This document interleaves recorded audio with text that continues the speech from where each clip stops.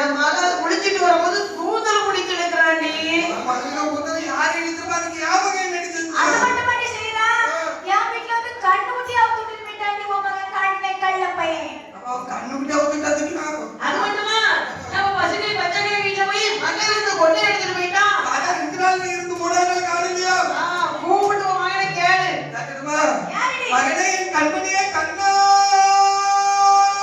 அம்மா சில்ல மோனே கிட்ட வாடாயா மோனே.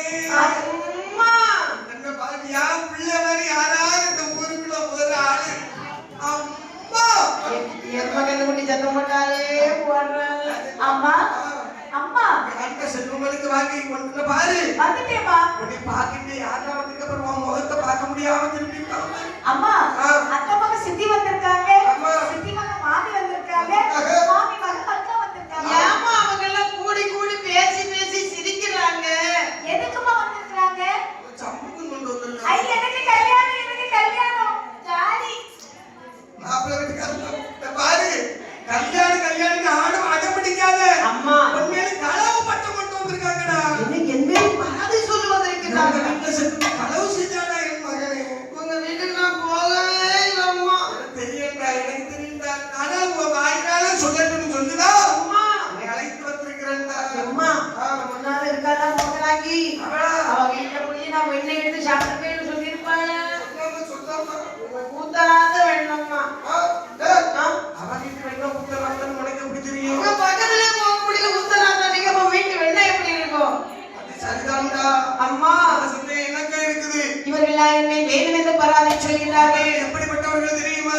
யசோதை இழைத்து சொல்றாங்கண்ணா யசாமல் அமர்ந்துள்ள அடியே கோவியர்களே, அம்மா என் மகன் களவு செய்தான் என்று சொல்கிறாயே. என் மகன் களவு செய்யும் போது பார்த்தாயா இல்ல கையோடு பிடித்து வந்தாயா? இல்லை ஆதாரம் என்ன நினைச்சிருக்கிற?